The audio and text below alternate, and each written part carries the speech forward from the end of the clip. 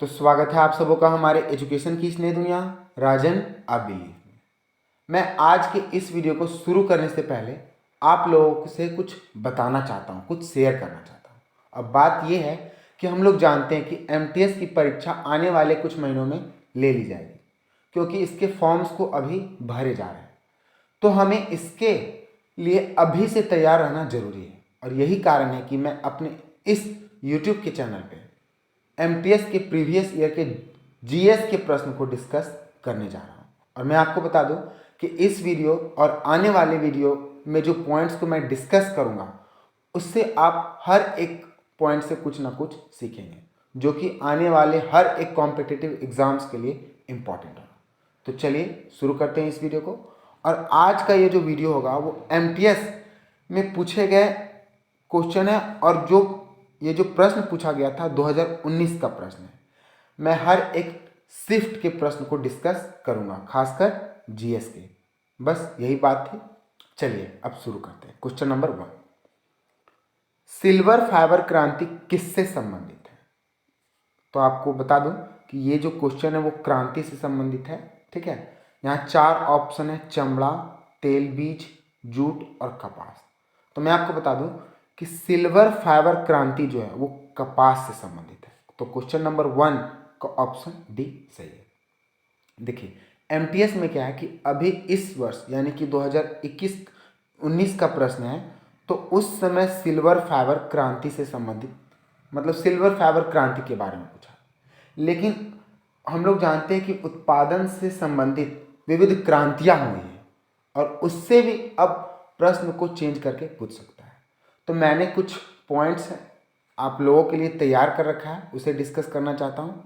देखिए, उत्पादन से संबंधित विविध क्रांतियाँ, अगर हो सकता है आपको इन सारे क्रांतियों का नाम दिया जाएगा और पूछेगा यह किस उत्पादन से संबंधित है। तो अगर पूछता है कि काली क्रांति किससे संबंधित है, तो पेट्रोलियम उत्पादन से संबंधित है। नीली क्रांति मछली उत्पादन से संबंधित है। भूरी क्रांति कोको उत्पादन से संबंधित है। गोल्डन क्रांति हनी उत्पादन से संबंधित है। ग्रे क्रांति की बात करें तो ग्रे क्रांति जो है उर्वरक के उत्पादन से संबंधित है। गुलाबी क्रांति की बात करें तो वो प्याज, औषधि और झींगा मछली के उत्पादन से संबंधित है। लाल क्रांति की बात करें तो लाल क्रांति जो है मांस और टमाटर उत्पादन से संबंधित है। और श्वेत क्रांति की बात करें तो दुग्ध उत्पादन से संबंधित है। तो ये कुछ ऐसे क्रांतियां हैं जो कि उत्पादन से संबंधित है, जिससे प्रश्न पूछे जाते हैं। यानी कि होता है ना कि एक एवरग्रीन सॉन्ग होता है, उसी तरह ये एक जीएस में एक एवरग्रीन टॉपिक है जिससे प्रश्न पूछे जाते थे और पूछे जाएंगे भी। तो इसे आपको ध्यान में रखना है। ठीक है, तो क्वेश्चन नंबर 2 आपको अब देखते हैं। भारतीय संविधान का कौन सा अनुच्छेद भारत के नागरिक के साथ भेदभाव से संबंधित है? तो यहाँ 4 अनुच्छेद दिए गए हैं ऑप्शन में। तो अनुच्छेद 19, अनुच्छेद 15, अनुच्छेद 21 और अनुच्छेद 25। तो भारतीय संविधान का अनुच्छेद 15 जो है वो भारत के नागरिक के साथ भेदभाव से संबंधित है। अच्छा, ये भेदभाव से संबंधित तो है, लेकिन यहाँ प्रश्न उठता है कि किस आधार पे नागरिक के साथ भेदभाव नहीं किया जाए। तो उसके 5 आधार हैं। कौन कौन से? जाति, धर्म, लिंग, जन्मस्थान और वंश। ये 5 ऐसे आधार हैं जिससे लेकर आपके साथ या भारत के किसी भी नागरिक के साथ भेदभाव नहीं किया जा सकता है। ठीक है, तो ये जो है वो हमारे मौलिक अधिकार से संबंधित है। ठीक है, और हम लोग जानते हैं कि हमारे संविधान ने हमें 6 मौलिक अधिकार दे रखा है, और ये जो अधिकार है वो समता यानी कि समानता का अधिकार से संबंधित है। और अन्य 5 की बात करें तो अन्य 5 के नाम इस प्रकार हैं: स्वतंत्रता का अधिकार, शोषण के विरुद्ध अधिकार, धार्मिक स्वतंत्रता का अधिकार, संस्कृति और शिक्षा संबंधी अधिकार और अंतिम संवैधानिक अधिकार। तो क्वेश्चन नंबर 2 का ऑप्शन बी सही है। नेक्स्ट क्वेश्चन, भारतीय मानक समय की गणना निम्नलिखित में से किस स्थान के क्लॉक टावर से की जाती है? तो यहाँ 4 ऑप्शन है: हमीरपुर, रामपुर, मिर्जापुर और संबलपुर। तो इसका जो उत्तर होगा वो मिर्ज़ापुर होगा। इसका उत्तर क्या होगा? मिर्ज़ापुर होगा, क्योंकि भारतीय मानक समय की गणना जो है वो मिर्ज़ापुर के क्लॉक टावर से की जाती है। अच्छा, अभी यहाँ जो एक वर्ड है क्या है? भारतीय मानक समय। तो इसे इंग्लिश में IST यानी कि इंडियन स्टैंडर्ड टाइम कहते हैं, और इसकी स्थापना हमारे देश के आज़ाद होने के तुरंत बाद की गई थी, क्योंकि हमारे देश का एक स्थानीय समय होना जरूरी था। और इसका स्थापना कब किया गया था? 1 सितंबर 1947 को। तो हो सकता है कि इसे भी प्रश्न में पूछा जा सकता है कि IST की स्थापना कब हुई थी। और इससे एक और रिलेटेड टॉपिक है भारतीय मानक समय रेखा। तो भारतीय मानक समय रेखा हम लोग जानते हैं कि इलाहाबाद से गुजरती है, ठीक है, और ये हमारे देश भारत के 82.5 डिग्री से गुजरती है, देशांतर रेखा से, ठीक है, और ये हमारे देश भारत के 6 राज्यों से होकर गुजरती है। तो हो सकता है कि यह भी पूछ दे, 5 राज्यों के नाम दे दे और छठा कारक पूछ दे कि भारतीय मानक समय की जो रेखा है वो इन 5 राज्यों के साथ अगले किस राज्य के साथ मतलब कि क्रॉस करती है, ठीक है। तो मैं आपको 6 राज्य के नाम पहले बता देता हूँ।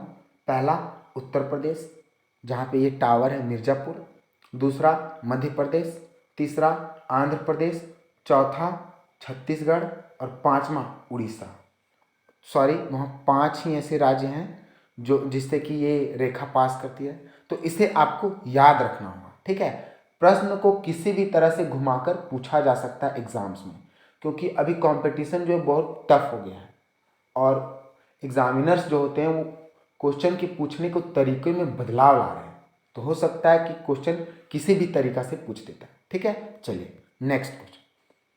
अंग्रेजी चैनल में तैरने वाली पहली भारतीय महिला कौन थी? तो यहाँ 4 ऑप्शन यहाँ पर भी है। क्या क्या है वो ऑप्शन? आरती साहा, निशा बाजरा, करमन मल्लेश्वरी और उज्ज्वला राय। तो इस प्रश्न का जो उत्तर होगा वो आरती साहा होगा, क्योंकि आरती साहा ने 29 सितंबर 1959 में पहली भारतीय महिला है जिन्होंने अंग्रेजी चैनल को पास किया था।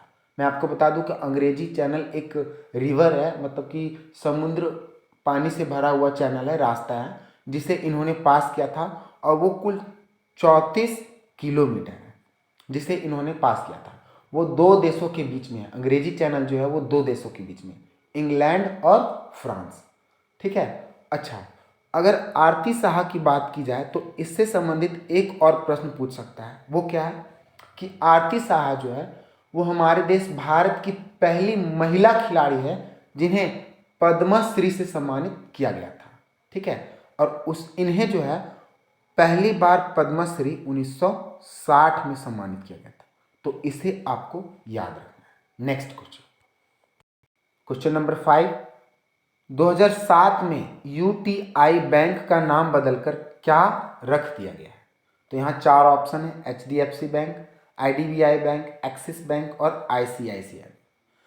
तो मैं आपको बता दूं कि 2007 में यूटीआई बैंक का नाम बदलकर एक्सिस बैंक रख दिया गया था। देखिए यहाँ जो पूछा है कि 2007 में यूटीआई बैंक का नाम बदलकर क्या रख दिया गया था, तो इस प्रश्न को फिर से घुमाकर किस तरह पूछ सकता है कि यूटीआई बैंक का नाम एक्सिस बैंक बदलकर किस वर्ष किया गया था, यानी कि किस वर्ष यूटीआई बैंक का नाम बदलकर एक्सिस बैंक कर दिया गया था। तो हमारा जो उत्तर होगा वो 2007 सही होगा, ठीक है। तो अब बात एक्सिस बैंक की है, तो मैं आपको एक्सिस बैंक के बारे में कुछ बता देता हूँ। एक्सिस बैंक की जो स्थापना है, जिसका पुराना नाम यूटीआई बैंक है, 1993 में हुआ था। इसका हेडक्वार्टर मुंबई में है और इसके वर्तमान MD और CEO जो हैं वो अमिताभ चौधरी है, ठीक है। नेक्स्ट क्वेश्चन, किस पार्टी के सरकार ने 1975, यहाँ 1975 नहीं बल्कि 1978 होगा, 1978 में एक दूसरे पिछड़ा वर्ग आयोग के गठन की घोषणा की थी। तो इस यहाँ भी 4 ऑप्शन है, तो इस प्रश्न का जो उत्तर होगा वो जनता पार्टी होगा, यानी कि जनता पार्टी की सरकार ने वर्ष 1978 में एक दूसरे पिछड़ा वर्ग आयोग के गठन की घोषणा की थी? तो क्वेश्चन नंबर 6 का ऑप्शन सी सही है। नेक्स्ट क्वेश्चन,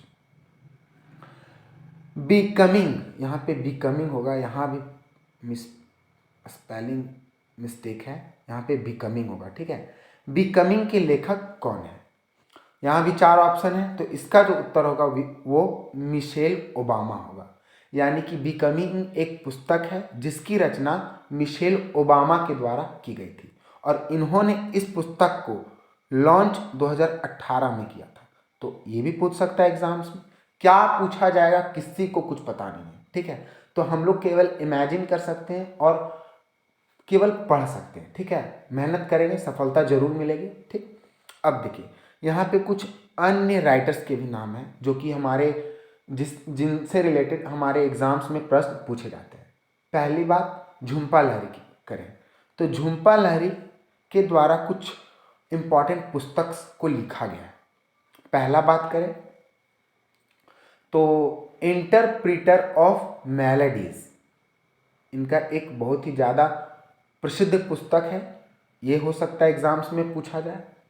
दूसरी ऑप्शन की बात करें सुधा मूर्ति, तो सुधा मूर्ति के द्वारा 2 इम्पॉर्टेंट पुस्तक लिखा गया बहुत सारा, लेकिन उनमें से 2 बहुत ही ज़्यादा इम्पॉर्टेंट पुस्तक हैं। वो कौन कौन से हैं? तो पहला डॉलर बहू, क्या है? डॉलर बहू। दूसरा वाइज एंड अदरवाइज, क्या है? Wise and otherwise. अब अंत में हिलेरी क्विंटल बचती है। तो इन्होंने भी बहुत सारी रचनाएं को लिखा है, लेकिन कुछ महत्वपूर्ण रचनाएं की बात करें तो इनके द्वारा व्हाट हैपेंड नामक पुस्तक को लिखा गया, हार्ड चॉइसेस नामक पुस्तक को लिखा गया और लिविंग हिस्ट्री नामक पुस्तक को लिखा गया। तो इन सारे पॉइंट्स को अगर हम जानते हैं, हम बोल रहे तो हो सकता है कि याद करने में मुश्किल है, तो आप केवल एक बार लिख कर पढ़ लें, वो याद हो जाएगी और आने वाले एग्जाम्स में प्रश्न छूटेंगे नहीं, ठीक है। नेक्स्ट क्वेश्चन, ब्लू जे या इंडियन रोलर कितने भारतीय राज्यों का राज्य पक्षी है? तो ब्लू जे एक बर्ड है जिसे इंडियन रोलर भी कहा जाता है और ये जो है वो हमारे देश भारत के 4 राज्यों का राजकीय पक्षी है। ये वाकई में बहुत ही ज़्यादा इंपॉर्टेंट प्रश्न है। देखिए कहाँ से क्वेश्चन पूछ रहा है, कभी किसी राज्य का कोई राजकीय नृत्य पूछ देगा, कभी राजकीय पक्षी पूछ देगा, पशु पूछ देगा, चिन्ह पूछ देगा। तो आपको हर एक राज्य के बारे में अच्छी जानकारी होनी चाहिए, ठीक है, ताकि अगर किसी भी राज्य से कोई भी सामान्य जानकारी पूछे तो आप उसका उत्तर दे सकते हैं। अच्छा, मैंने अभी कहा इंडियन रोलर जो है भारत के 4 राज्यों का राजकीय पक्षी है, तो उन 4 राज्यों के नाम कौन कौन से हैं? यानी कि कौन कौन से ऐसे राज्य हैं जिनका जो राजकीय पक्षी है वो क्या है? ब्लू जे है और जिसे इंडियन रोलर भी कहा जाता है। तो उसके नाम इस प्रकार है, पहला आंध्र प्रदेश, दूसरा कर्नाटक, तीसरा उड़ीसा और चौथा तेलंगाना। आप देख सकते हैं कि चारों के चारों जो राज्य हैं वो पूरे के पूरे साउथ इंडिया के हैं। यानी कि इस पक्षी की वाकई में एक वजन होगा, यानी कि कोई रुतबा होगा, बोल सकते हैं उसको, ठीक है, साउथ इंडिया में। इसीलिए इन राज्यों ने अपना राजकीय पक्षी इसे ही चुना है। तो इस प्रश्न का उत्तर ऑप्शन ए सही है। अच्छा, मैं आपको बता दूं कि हर एक सेट में 25 जीएस के प्रश्न हैं, ठीक है। तो मैं अपने हर एक वीडियो में 8 प्रश्न को डिस्कस करूंगा और अंत वीडियो में, मतलब हर एक सेट को 3 वीडियो में बनाऊंगा, ठीक है, जो कि 10 से 12 मिनट के होंगे, ठीक है। और उसमें मैं केवल 8 प्रश्न को शेयर करूंगा और डिस्कस करूंगा, ताकि आपको ज़्यादा टाइम देना भी ना पड़े और क्वेश्चन जो है वो समय एग्जाम्स आते आते आप सॉल्व कर सकें, ठीक है। तो आज के इस वीडियो को मैं यहीं पे रोकता हूँ, आगे इससे मैं क्वेश्चन नंबर 9 से इसे कंटिन्यू करूँगा, ठीक है। तब तक के लिए all the best, good luck.